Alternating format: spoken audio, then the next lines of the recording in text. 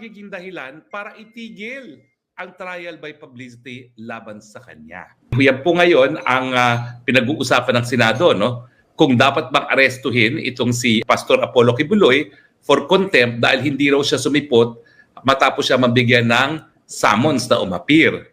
Pero yung iniimbestigahan naman ni Senator Ontiveros, yung alleged rape, alleged sex trafficking, ito po yung demanda ng kanyang testigo na nauna nang na-dismiss ng Davao Prosecutor's Office dahil nga sa kawalan ng ebidensya. Now, matapos po ma-dismiss yan ng Davao Fiscal's Office, sinampa sa DOJ on petition for review. Ganun po kasi pang proseso. Kapag hindi nagsampa ang lokal ng piskal, po pwede mong i-apila sa DOJ.